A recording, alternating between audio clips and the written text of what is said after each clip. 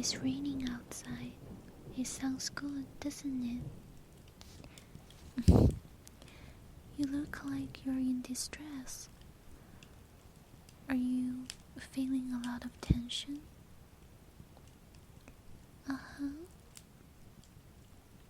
I see.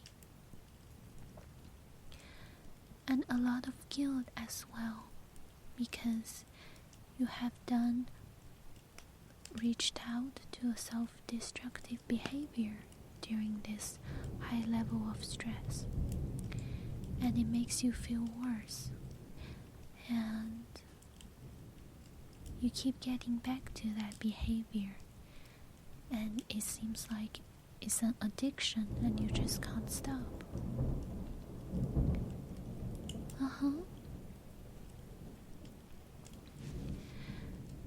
Yeah.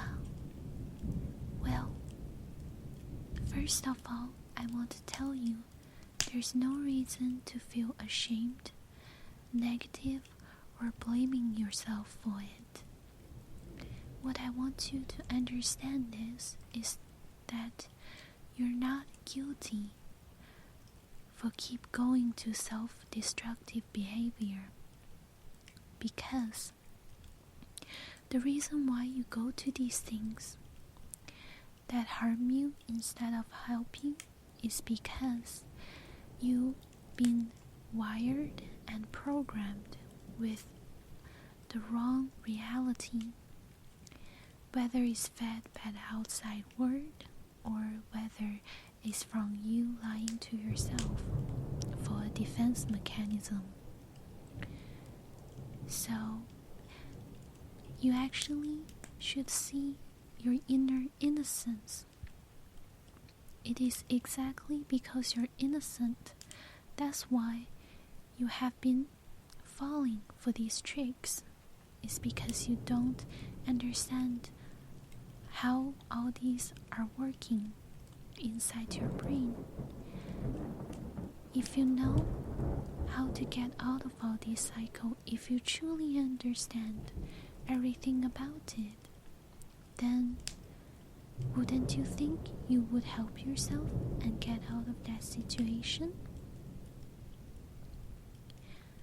So yeah, I think first step is to just not blame yourself and be compassionate, patient, and gentle towards yourself while we work through this, okay? Very well. Well, how about you just sit or lie comfortably with the cushion and just focus on the rain, the fireplace, and my voice, and we're gonna go through this together, okay? Very well. So first of all, I want to read for you a little bit on this subject, and this is from a book called Rewire by Richard O. Connor. Sounds good? Alright. Remember that today's world has us full of stress hormones, always on the verge of fight or flight, in a state of constant tension, of which we're largely unaware. Painful or risky addictions also get some of their power because they create a continuous cycle of tension, release, guilt. Tension, release, guilt.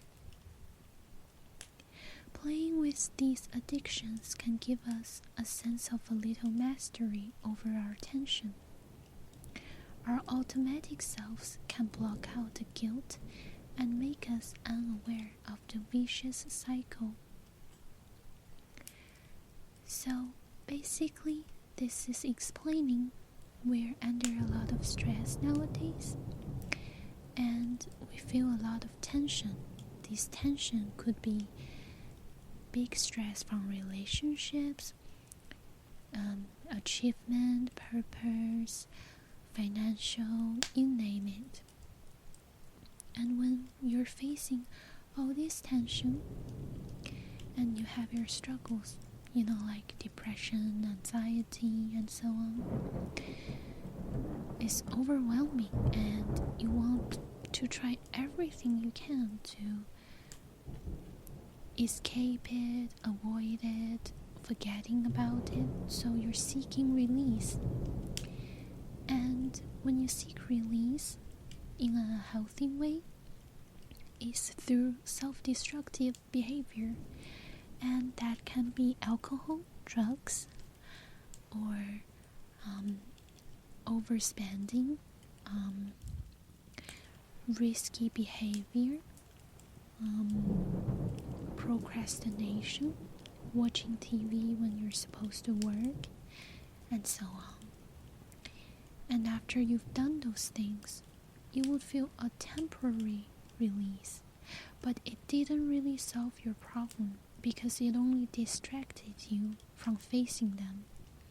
And in fact, this behavior usually make you even more stressed out afterwards, because they have added more harm and more stress in the end because of the negative after effects.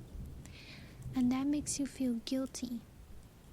And that guilt, compared with the stress that hasn't been solved, and all these things, they together create more tension, and you would seek release again through self-destructive behavior, which makes you guilty, and again you feel tension from all these, and the cycle goes on. So the unconscious guilt is actually part of this cycle. When we sleep up, the resultant guilt is fuel for the growing tension, which seems like it can only be released by sleeping up again. If you fall off the weekend one day, don't waste a lot of time and energy thinking about what a failure you are and how you don't deserve help. Just try your best not to do it again tomorrow. There is a big difference between this kind of knee-jerk guilt reaction that just feeds the vicious cycle and true remorse. Anyone can feel guilty, but you have to be a responsible adult to feel remorse when you've hurt someone, including yourself. Remorse suggests that you do what it takes to fix the situation and make a firm commitment not to repeat it. In the twisted world of the addict, mere guilt is just another stress that can only be relieved by indulging in addictive behavior again.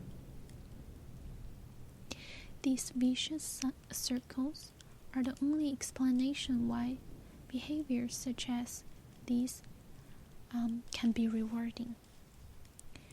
So there are 12 steps you can do that can help you overcome these addictive, self-destructive behavior. And the first step is to actually admit that you're powerless and give up the delusion of control. This means facing all your rationalizations. For example, I'll quit tomorrow, and admitting you've been fooling yourself. It teaches you how easy it is to be dishonest to yourself. Addicts always believe they can quit whenever they want. Mindfulness helps you see through that exercise. And so I want to talk about mindfulness with you. Mindfulness is a skill that you can gain through meditation. Meditation teaches you to observe your feelings, to not resist it, repress it, or judge it. Like if you feel guilty, or if you're doing self-negative talk and so on, don't label it as bad. Instead, just see it as it is, because it really is just a feeling, nothing more. And you can look at that from a third point of view and be like, okay, I'm feeling this right now, and I'm not gonna distract myself or suppress it. I'm just gonna sit with it, not judging it. Look at it with curiosity and compassion, and whatever feeling you have, no matter how intense it is, if you do it this way, it's gonna pass eventually. And if you keep doing this, eventually all the guilt, fear, and all those feelings you've been building up all these years are gonna subside gradually. So meditation is really a good practice to do daily if possible. And the second step is to commit to a very concrete and short-term goal. Don't do your self-destructive thing today. And this is within reach for everyone. So basically, start small. Don't say, I'm gonna not do this for a month. Let's just say you're not gonna do it today. And every day, you try to make this a reality. And the third step is learn to ride the waves of temptation and see that the most intense desires will pass. You reinforce a mindful detachment, a sense that there is a central you that remains undisturbed by temptation and stress. Fourth is make a fearless and searching moral inventory, nothing less than an attempt to reform your character. Because your addiction has made you a liar and a cheat, you will practice laying down new neural circuitry that involves honesty and caring. Fifth, makes amends to people you've wronged. Sixth, devote a part of your life to service. Make a positive contribution to the world will give you something to feel good. At the same time, it will give you a perspective on the smallness of your problems. Seventh, keep on practicing mindfulness. Eighth, fake it till you make it. So this means keep doing what you are supposed to do, because for any habit it takes practice and repetition for them to sink in. And when you keep practice something, even though you don't believe it, it still changes your brain. So keep meditating and practicing these steps, even when it doesn't seem helpful. Ninth, if there's no group for your problem, try your best to find a sponsor, someone who's willing to be there for you, who will listen without judging, but won't accept your BS, who can help you through tough times. 10th, if you can't find a sponsor, start journaling. Make a commitment to write every day about your experience. Focus on your struggles with craving and expand out from there to write about yourself in perspective. Reflect on humility, gratitude, and your impact on others. 11th, keep a balance between the short and long-term view. Your goal is to make it through one day at a time. But remember that each successful day rewires the brain. You can expect your practice to make your struggle easier, but you can never become complacent. Slips happen to the young and foolish, and to the old and wise. 12th, practice, practice, practice. So, I hope after learning about this, you're gonna feel a little bit better about your struggles. Remember, this is a very common thing.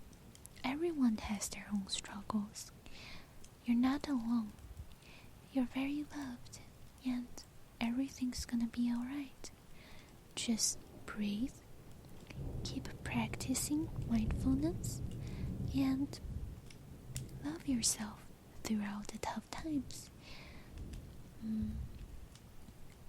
Try not to judge yourself. Look at yourself objectively, compassionately, and with a distance. And sit with your feelings instead of suppress them. And let it subside naturally. And take one step at a time. And you can do this. And yeah, you can sit back and listen to the ring and fireplace for a little bit longer. Actually, for as long as you like. Alright? Good.